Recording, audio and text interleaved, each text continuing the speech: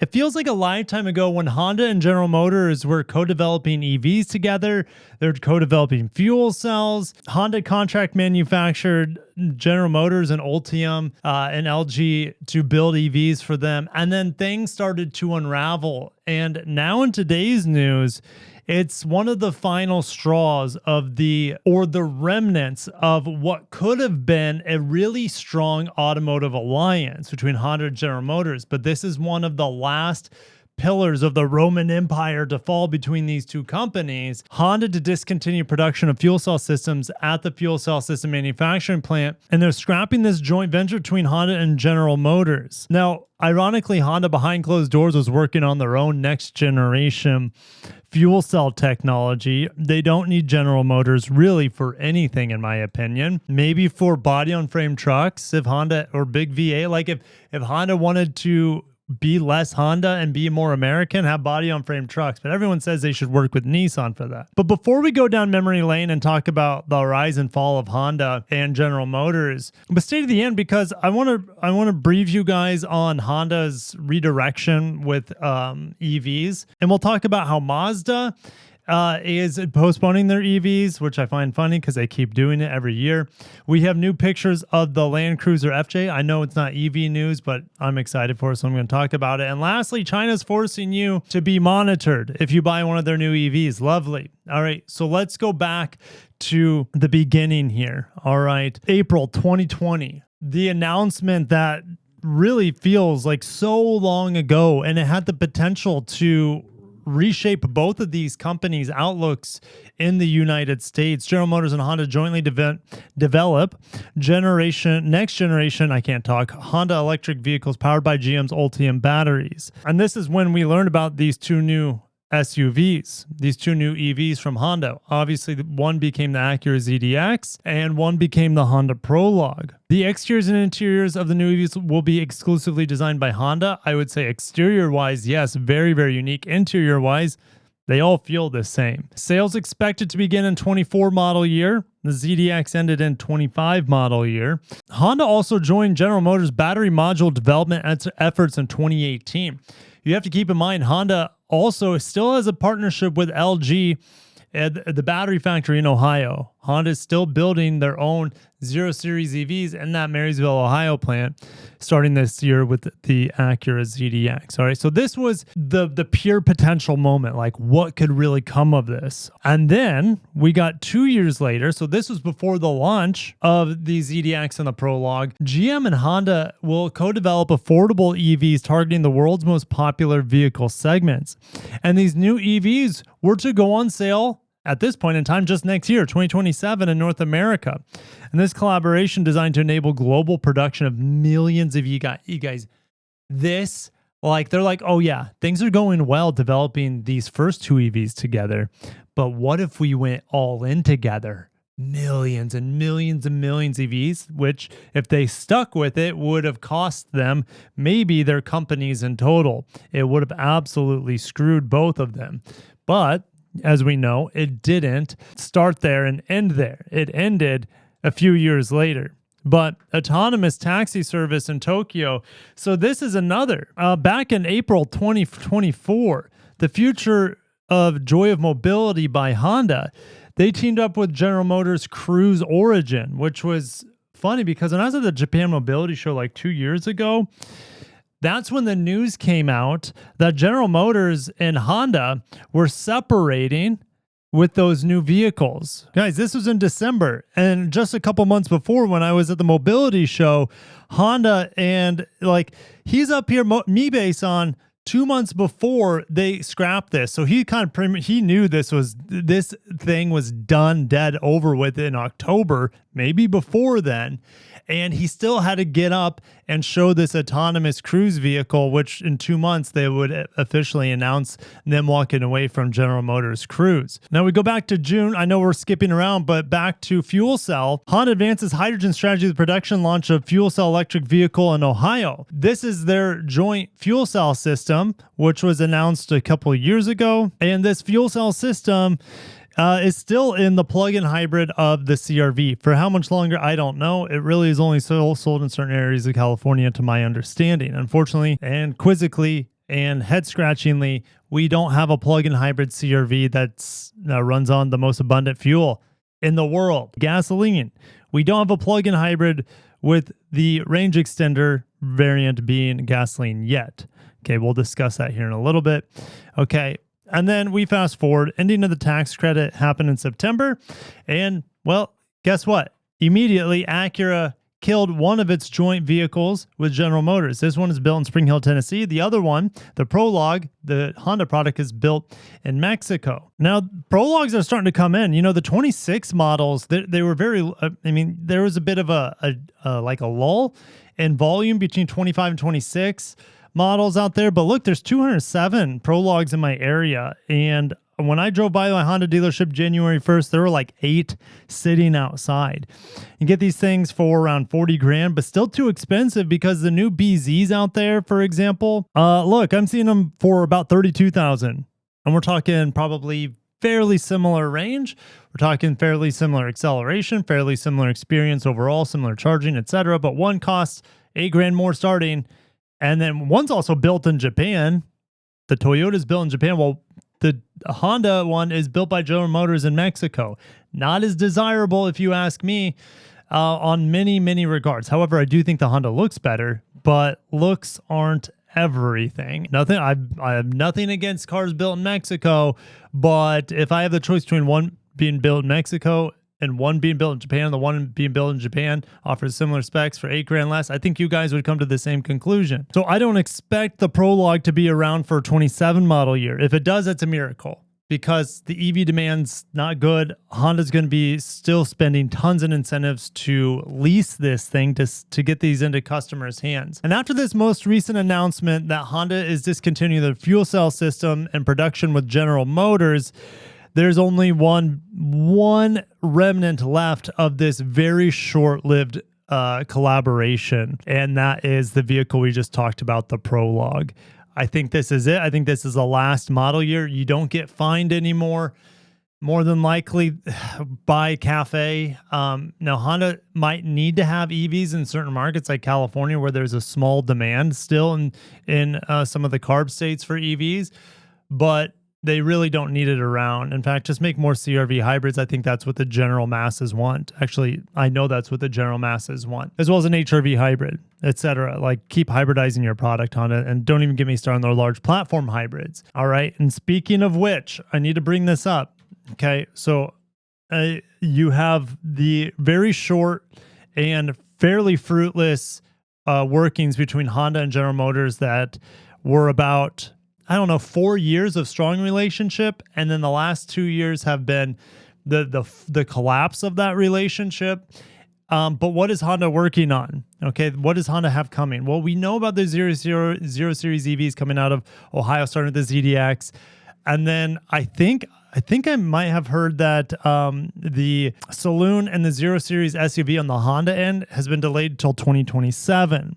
Okay, and they could keep delaying it. Honestly, things could keep getting delayed and it wouldn't hurt them much. All right, as long as they keep providing as much product as possible what the current market wants, and that's more affordable cars, which we know the 0 Series EVs will not be that affordable, but we need more affordable cars from Honda. It's better off that they're not fully electric. It's better off that they're hybrid at this point. This is an old article that one of my viewers shared with me. This is back in 2025, November 20th. Okay, and this is coming out of Malaysia's #1 source of automotive news. And this is right after the mobility show where they showed the 0 Series Alpha. I saw this at the mobility show. It took center stage for Honda's, event and Honda's display of cars.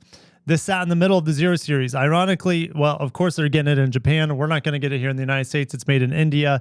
They have no plans to bring it to the United States, which is highly, highly unfortunate, in my opinion. But it is what it is. Tariffs could be a bit tricky in that situation. But I think the biggest takeaway here is that, okay, well, here's the V6 hybrid setup right here. And this is exciting because we need large platform hybrids. And this looks like a fairly large battery. It's really hard to tell. But look at how big the e-axle is in the back. In fact, I'm trying to look at this. It almost looks like 2 independent motors in the back, but it's probably not. It's probably just one big fat e-axle to provide a lot of power and torque to the rear wheels. That is a substantial e-axle back there. Okay, I probably said that like 10 times. Here's your two-motor hybrid setup. One of the motors is a motor generator that turns on the engine and also produces electricity. The other one is the drive motor, which powers the front wheels. Now, we don't really have confirmation that I'm aware of if the V6 is going to be able to clutch in and power the wheels.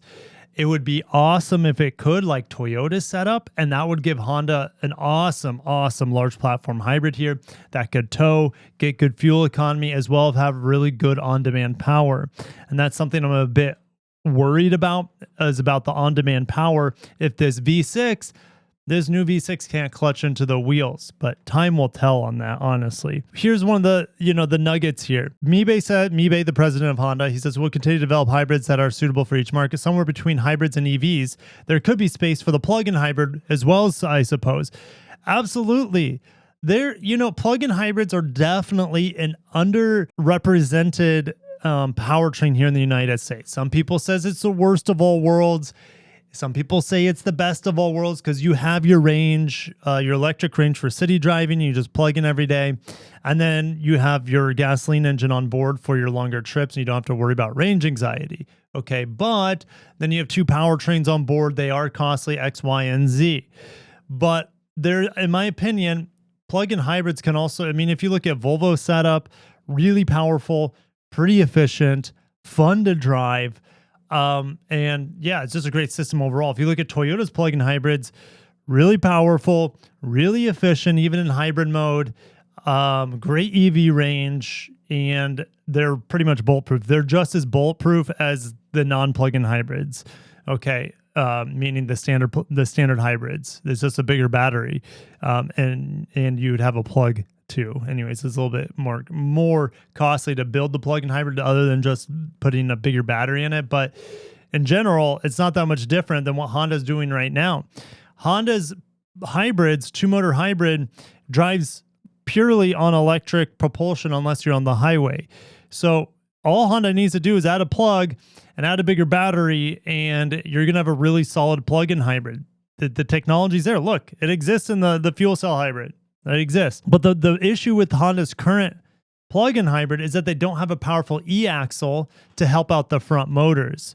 Okay, and so hopefully we can get a V6 hybrid. A V6 plug-in hybrid would be amazing for top level trims, and things like the Odyssey and the Pilot, the Passport. Like, it gets me really, really excited and pumped for what Honda has coming down the hatch, and they're no longer being held back by the baggage that is General Motors.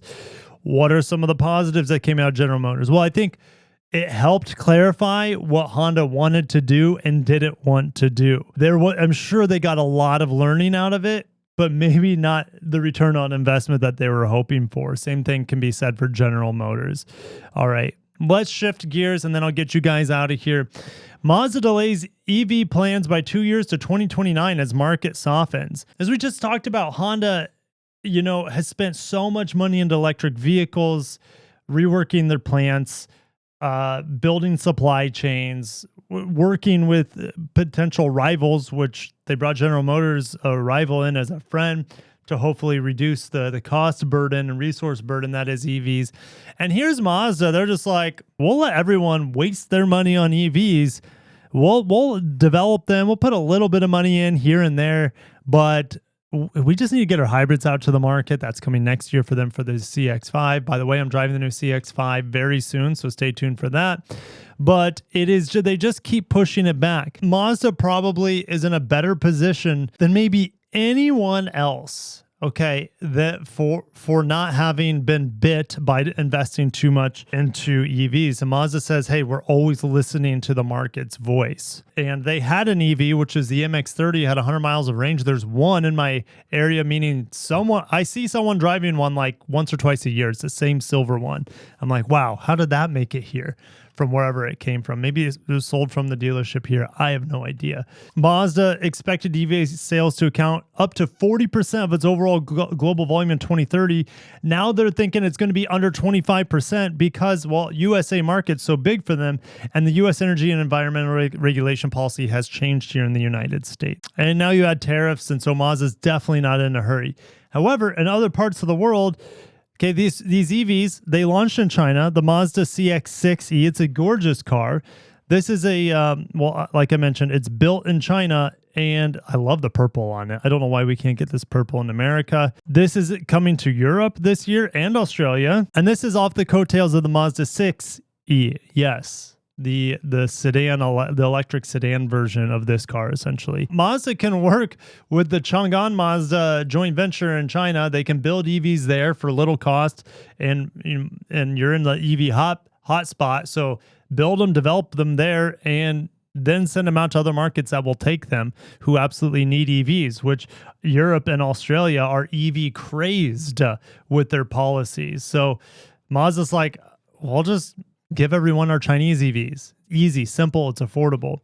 Anyways, just fascinating. Here's the FJ, Land Cruiser FJ. More colors are being seen out and about. So I felt like sharing this. We have white. We have this ash color. You have the light blue color, which is smoky blue, platinum white. And man, I would just die to have this car in America. Unfortunately, until there's confirmation, I'm going to say it's not going to come here. Snowball's chances a baby Lexus GX. And lastly, in America, a lot of people are suing because they're realizing the car manufacturers are spying on them with data collection, and they're selling that data, which is your data, your ownership of that data, not the car company. But they're selling that data to insurance companies so that they can adjust their insurance accordingly based off your driving characteristics or your driving trends. Well, in China, they're like, yeah, we're going to actually 1,000,000% make sure that the vehicle is monitoring you because we're concerned about your safety.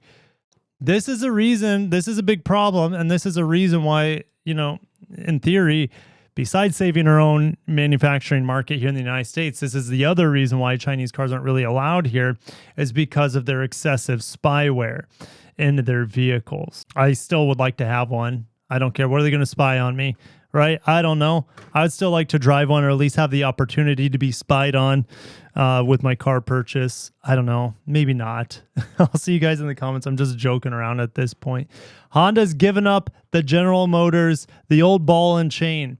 And this is good news for Honda, but at the same time, it's just fascinating to think of what the world would have been if General Motors and Honda's continued to grow closer together due to EV policies.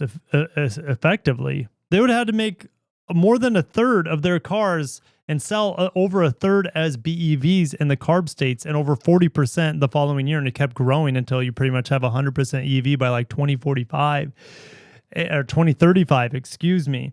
And it's just, there's no way. We don't have the supply chain for that to be affordable. We don't have we don't have the infrastructure. We don't have the weather to really support that sort of EV adoption in the United States. So EVs, Honda, General Motors, what a whirlwind. And it's all coming to a close, as Honda doesn't need General Motors for anything.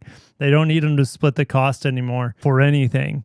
Honda can do it on their own, but Honda's been dragging their feet in the most important segment for longevity. It's not EVs, it's hybrids.